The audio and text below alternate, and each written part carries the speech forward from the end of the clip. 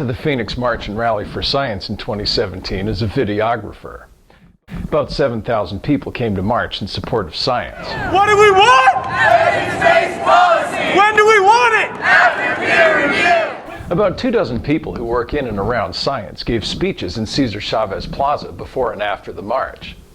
At that point, I'd been an activist for science and education for 13 years. As an engineer friend of mine asked me later, how do you protest for science? Science is a mental tool for figuring things out. It's not like people are getting thrown in jail for thinking. Well, there are a lot of parts to it. There's government funding for research, there's the government's use of research in policy making, there's funding for public education, and there's the attitudes toward science of elected officials. Those were all things people talked about at the march, but it goes even further than that. There were a lot of people at the march who had degrees and careers in science but were new to activism. But there were also a lot of people like me who have a lot of experience with activism. The goal isn't to get people to remember to use science.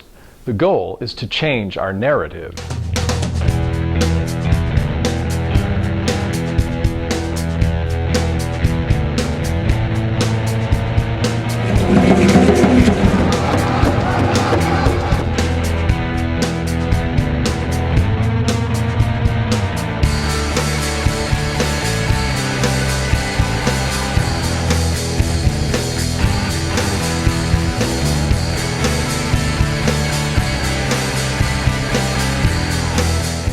If you wrote down a story of life, whatever that meant to you, it would be your story of how you see the world.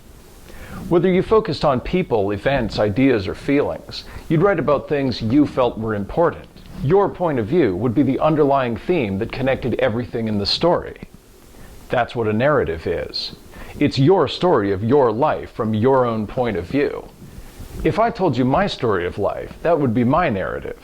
Now, between us, we'd also have a narrative of the two of us. Whatever our narratives had in common would make us a group of people who had that stuff in common. Part of that story would be why we had our differences also. Now we get some more people to tell us their stories, and we add them to our group. This could go on indefinitely until we had a narrative of the United States or a narrative of the human race. A narrative is a set of concepts people feel to be true and recognize in real life. The goal of the March for Science was to add more science to the narrative. It would make science more important to the American narrative by making it more important to the individual narratives of a lot of people. Einstein equals what? MC squared. My video of the march is called Phoenix March for Science. In it, you can see a lot of the signs people carried. Some say funny things and some say serious things. Some say general things and some say specific things. Some say things everyone can understand, and some say things you have to know a lot about science to understand. There's how science saves people's lives, like with better safety equipment and science-based medicine. There's how science makes children's lives better, like with education and nutrition. There's how science makes people's lives better as a group, like with the development of technology and alerting us to the dangers of climate change. There's how science makes individuals' lives better, with things like careers and specific inventions. Making science seem more important to people who already feel it's important means showing them how many people agree with them and putting ideas into words they might not have thought of before. Making science seem more important to people who know some about it means connecting ideas they already knew with ideas they didn't already know and showing them how many people agree with that. For people who don't know much about science, it introduces them to a lot of new ideas. And to anti-science people, it's a sign of resistance, to show them that we won't just sit here and let them control our narrative. The messages that were directed at the anti-science people were also to show other people who believe in science that the protesters were standing up to the anti-science people. Our national narrative is made up of what's happened in the lives of everyone who's alive today and what we know about our history. But narratives aren't made of facts. They're made of ideas people believe in, whether or not they're facts, and for whatever reason people believe in them. Christian mythology makes up a big part of our national narrative, since most Americans are Christians. Religious narratives in general are very popular because they offer people answers to all of their questions about life. Whatever narratives people believe in, they surround themselves with symbols of it to help tell the story. Not every town in the U.S. is big enough to have a high school, a bookstore, or a public library, but every town is big enough to have at least one church. Christmas is a national holiday. Our money says "In God we trust" on it, and people say "bless you" when you sneeze. Science didn't start out as a narrative. The purpose of science was to discover reliable information, whether it tells us things we wanted to hear or things we didn't want to hear. It didn't lead to a complete story of the world until recently, so it wasn't a foundation for a narrative for most people. For a lot of scientists it was, because the purpose of science is discovery and their lives were driven by curiosity. But for most people, an incomplete story and curiosity aren't enough. This started to change in the 1990s. The information processing power that led to the internet let scientists make a lot of discoveries they couldn't make before. That filled in some very important gaps in the story. In particular, biology and psychology both involve so many interacting factors, it takes a lot of computing power and a lot of data to discover the underlying patterns of cause and effect. There are a lot of big questions people have about life that science couldn't get anywhere close to answering, but that religious narratives did offer people answers to. But now, with all that computing power, biologists and psychologists have discovered scientific answers to a lot of profound questions about life and how people think. Meanwhile, other people are meeting through the internet, bringing ideas together and expanding their horizons. Today, we've had the internet for more than 20 years, and we're accustomed to ideas coming together all around us all the time. Before the internet, the flow of information through society was much more constricted because it came from fewer sources. There were churches, the public education system, and the university system, a few major publishing companies, a few major movie studios, and 3 major TV networks. But now that social media lets everyone share their ideas, our national narrative is changing in ways that are essentially consistent with the science narrative, because this is the same thing happening in 2 different ways. People who want to understand the world better having access to a lot more information than they did before. I realized back in 2004, during the evolution versus intelligent design debate, that something like the March for Science was going to happen eventually. As long as the meaning of life parts of our national narrative were based on Christianity, it would be an ongoing debate about whether it should be moderate Christianity or fundamentalist Christianity. When science got close to being a new narrative, it would converge with the new narratives a lot of other people were creating. We would have a new foundation for a national narrative when we had a coherent story of life that a lot of people agreed with. A lot of Christian moderates would see it as another adaptation of Christianity. But what a lot of other people have really been working toward is a new foundation for a narrative that includes everyone from the start. Now we're there. So now we have 2 conflicting narratives in our country, and a lot of people believe in each of them. This hasn't been a problem since the Lincoln administration, but the idea that people voting for stuff is going to make our country function presupposes that American citizens agree with each other enough to accept what the other side votes for if they win. When we reach a point where half the people in the country feel the other half fundamentally misunderstand the world and don't know what they're doing in life, and the other half feels the same way about them, it's going to mean political upheaval. As if to prove me right, while the Phoenix March for Science was happening, some other people had a rally for conservatism at the state capitol. USA! That's right! USA! USA! I went up there and videoed part of that, too. They had about 100 people. I'd videoed a lot of them before at anti-immigration, anti-Muslim, pro-Confederate flag, and pro-Trump rallies. This was Arizona, so a lot of them brought their assault rifles. But the guy with the RPK light machine gun wasn't there that day. They said a lot of things like this. 2 or 3 blocks from here, there is another rally going on. It is the March for Science. It has quickly become the March for Progressivism. But that's not true unless you consider anything that doesn't support conservatism to be progressivism. Some political movements value new ideas more than others do. If a lot of people from one political movement show up at science events, that doesn't prove that anyone is doing anything wrong. But it will seem wrong to people from an opposing political movement who are convinced that they deserve to be recognized as having the only real narrative. This time, the intellectuals carrying their signs and the conservatives carrying their guns were separated by 14 blocks. But usually they face each other from opposite sides of a street. There are always a lot of police in an event like that, and a lot of the guys with the guns are military vets who have been thoroughly indoctrinated against shooting civilians. But there is no way to bring a loaded gun to an argument without the implied threat that you might shoot someone. Or a lot of people. If the fate of our country comes down to an argument between 7,000 intellectuals with signs promoting their science narrative versus 100 people with guns promoting their pre-science narrative, who's going to win?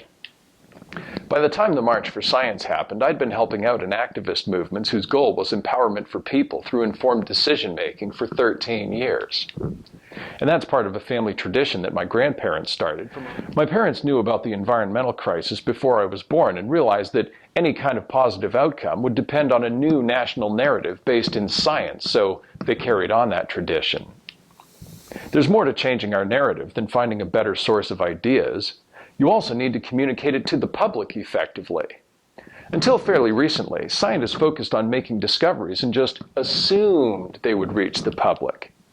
In recent years, a lot of scientists have started taking seriously the idea of effective communication to the public.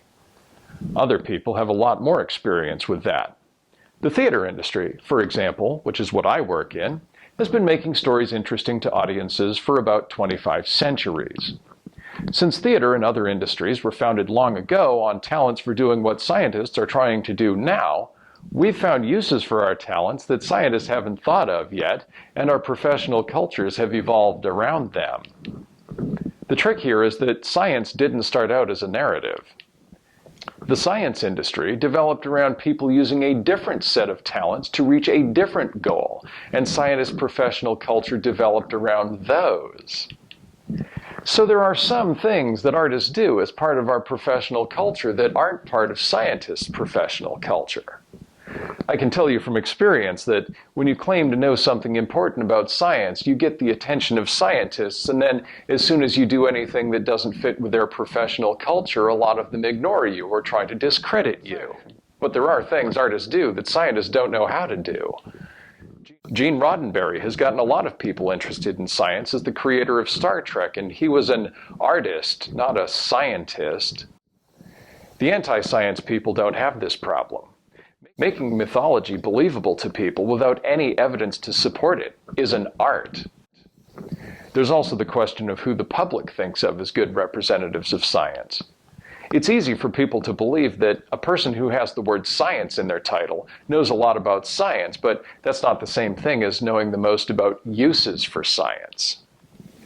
It wasn't surprising to me that everyone who gave a speech at the Phoenix March for Science was either a scientist, a science teacher, a science student, a politician who uses science to make decisions about health and environmental laws, or someone who works in a closely related field like engineering or medicine. Then the last speaker of the day canceled. I got to fill in for him. That made me the only professional artist to give a speech at the March for Science. I am also a licensed pilot, certified flight instructor, and have 3 other degrees in applied science. I talked about how the combination of science and art leads to the kind of narrative that scientists are looking for. I only had 5 minutes to talk that day, so I didn't get to say much about it. The best way to succeed at any long-term goal is to start by defining the parameters of what you're trying to accomplish. What we're looking for is a story of the world that starts with a few scientific concepts that are easy to remember, easy to see happening in real life, easy to use, and easy to see connections among. In education psychology, those are the 4 levels of learning, which are called the rote, understanding, application, and correlation levels. The story needs to lead to everything that happens in life. We also need a story that will be easy for children everywhere to learn as they grow up. We also need a story that will be easy for a lot of adults to learn from a lot of different backgrounds so they can work together now and teach it to their kids. We need a body of ideas that are simple enough for people to feel are true and simple enough for people to feel that other people feel they're true. That's what makes a narrative the common foundation of a society. Also, your narrative is what you still believe in on the worst day of your life. It's what you believe in when your spouse gets diagnosed with terminal cancer, or when your child gets killed by a drunk driver, or while someone is trying to murder you. If scientists can't talk about science in those terms, you're not talking about science as a narrative. You're talking about it as a job skill or a hobby. You're not going to convince people that science is true all the time if you talk about it as if it only works some of the time. A lot of science people have told me that things like that are way outside the boundaries of science, but they're not. They're just way outside the bounds of anything scientists are prepared for. These are the kinds of things that make a body of ideas a narrative. So if you want science to be a narrative, these are the kinds of things you need.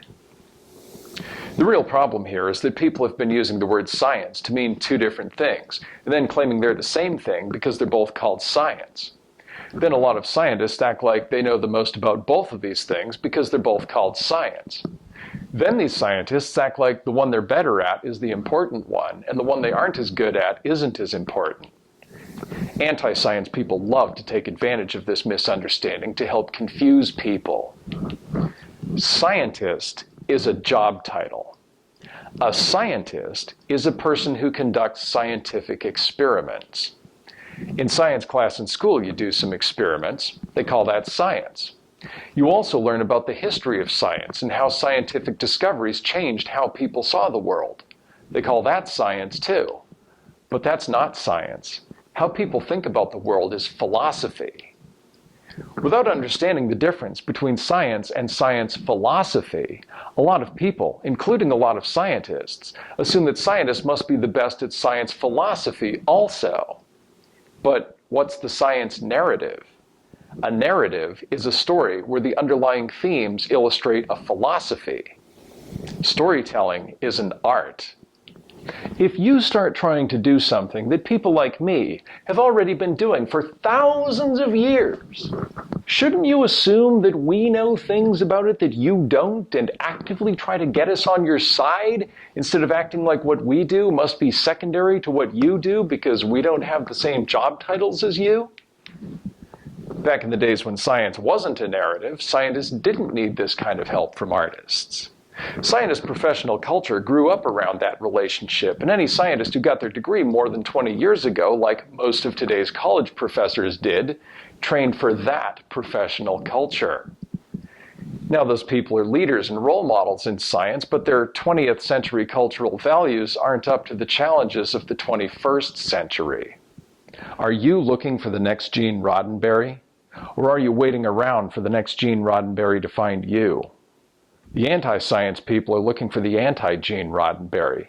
Getting good storytellers on your side is how you make ideas reach the public.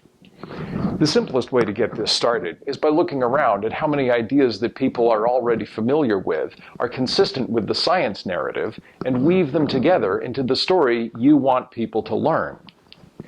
For instance, the laws of thermodynamics are the foundation of physics, and physics is the foundation of every other field of science. The second law of thermodynamics is pivotal to biology, the environmental crisis, and the energy crisis, and by extension, politics and economics. It states that matter and energy move from areas of high concentration to areas of low concentration more than they move from areas of low concentration to areas of high concentration. That's a long sentence full of abstract ideas that lead to philosophical conclusions a lot of people don't want to think about, so it's easy to ignore. So I can't believe that in 14 years of trying to help scientists get people to understand science better, I've never once heard a scientist mention the fact that we have a nursery rhyme about the second law of thermodynamics, and everyone in the US learns it by the time they're 4. Humpty Dumpty sat on a wall. Humpty Dumpty had a great fall.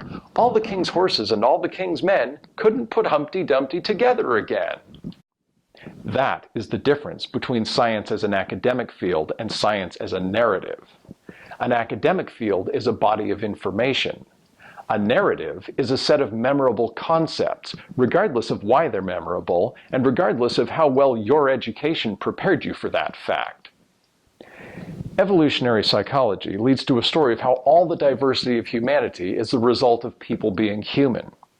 Meanwhile, the movie industry has produced so many movies about different things people do that it should be clear by now that anything people do can be turned into a movie. The height of the art is to tell stories about people being human. A theater director discovered how to create realistic human behavior in theater about a century ago, around the time moving pictures were invented. Today, his discoveries are foundational to the theater and film industries worldwide. The reason his discoveries can be used to make realistic movies about everything people do is because they're equivalents to the first principles of evolutionary psychology. So everyone in the US who likes watching movies has already seen the founding concepts of evolutionary psychology play out over and over. They're just not familiar with the words scientists use for them. Evolutionary psychology connects to biology by first principles, and from there to every other branch of science. That's a real narrative. It takes more than a nursery rhyme to explain this, so subscribe to my channel and stay tuned for more of my videos. Science, not silence! Science, not silence! Science, not silence! Science, not silence!